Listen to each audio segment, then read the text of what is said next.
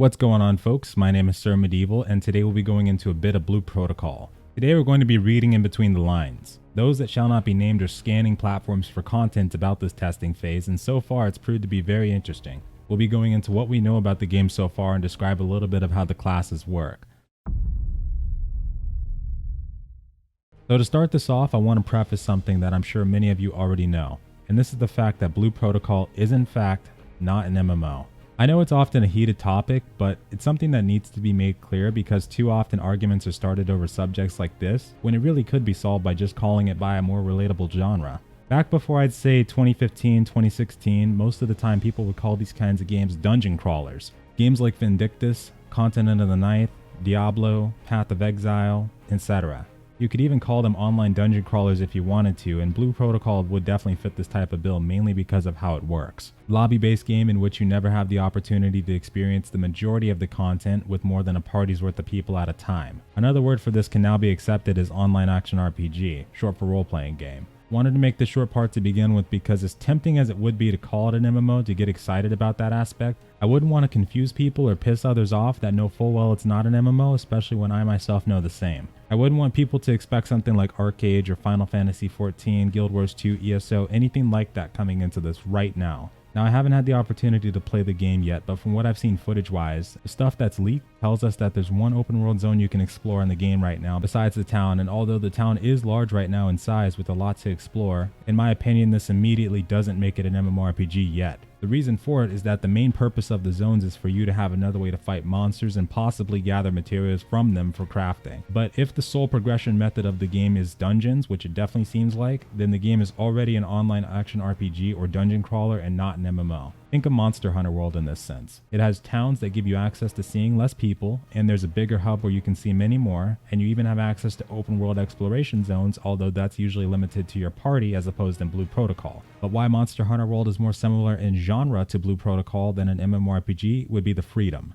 The freedom to progress how you want, and especially when it comes to the end game. In an MMORPG, typically you have the ability to level up solely via your quests, and in most cases it's how you get to the end game. There's also things like raiding, gathering to craft, grinding mobs, many different zones to travel between, and usually content that you could do with hundreds of players or more in your area. You may also have things like housing, guild warfare, open PvP, battlegrounds, arenas, things of that nature, which may also be considered optional for a game to be considered an MMORPG, but hopefully you can see where I'm going with this. In Blue Protocol's current state, it's not something that I think we can consider an MMORPG, but I do truly hope that one day they continue to add more to it so that maybe it can have that title. The game is in alpha state after all, so maybe they're holding back more content and zones for the future, but history has taught us not to count on that because it only breeds disappointment. So for now, personally, I'll just brand it as an online action RPG. And also as a disclaimer, I'm not going off of anyone else's opinion of what the game is or what genre it belongs to. I'm simply giving mine based off of what we've seen footage-wise and details from the Blue Protocol alpha players. I was busy with Gloria Victis yesterday, so I couldn't really talk about it sooner, but now that we've got that out of the way, let's go ahead and move on to the gameplay. So exploration-wise, you'll find that early on you'll arrive at a town-based hub similar to Monster Hunter World, and there will also be a wide open area for you to explore. From what I've heard, these typically have no more than 30 players in them at a time, around there, but from the footage I've seen, it appears they do have monsters in the areas that you're able to fight. On top of these, there are of course dungeons to take on with the party. The first one you encounter is more of a tutorial type, being pretty easy to take on, and then beginning to rise in noticeable difficulty during the second one. Crafting wise, I haven't seen much information yet, but if I had to speculate, this is definitely starting to look like crafting might be a big part of our gear progression. Aside from the open world area, the main thing I've heard about us doing to progress and seen is dungeons. There may be quests inside of the game as well, I've heard, but I haven't seen that yet in the footage encountered. But it might tie into the dungeons as well, so that would make sense too. Some of the footage was cut off as well due to avoiding what I could only guess to be an alpha watermark that the company could easily detect in the content. And also a small thing to mention, I have heard that world bosses may be a thing in the game, probably being spawned out in the open world that you have to fight with about 30 to 50 players. If it's true, then maybe that could be a way that they could start transitioning into it becoming an MMO. Definitely a good start.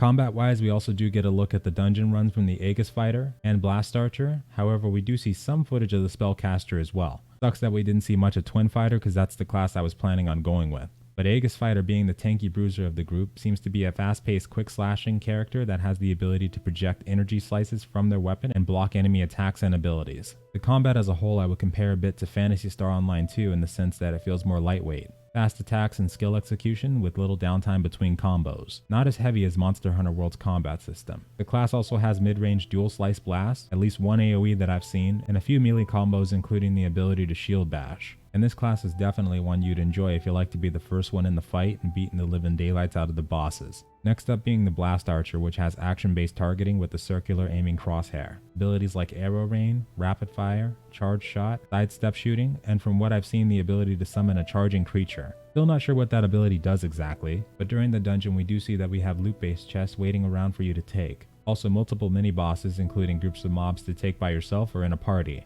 The UI itself looks very clean, with the mini-map being in the top left and the system tracker for experience gain and events being right below. Also with a few abilities on your hotbar at the bottom accompanied by your health and stamina bars. The last boss of the dungeon looked incredibly menacing, and each one having their own mechanics to avoid. And once complete, you're now able to finalize the dungeon clear with your ending rewards and claim the spoils of the chests that drop. Overall, it looks like the dungeon system should provide some enjoyment, especially because of the combat system they've got in place and the art style that reminds me a lot of Paria Chronicles or Mabinogi. I think this is one that a lot of people will definitely enjoy. However, I do want to stress that I believe dungeons will probably end up being the main content of the game. I'm going into it expecting that, but if they do add a lot more to it as we went into earlier, then that would be amazing. Looking forward to seeing what the next testing phase has in store for this one, and I hope even more of us are able to try. Thanks so much for watching, and I hope you have a good night or day. And farewell.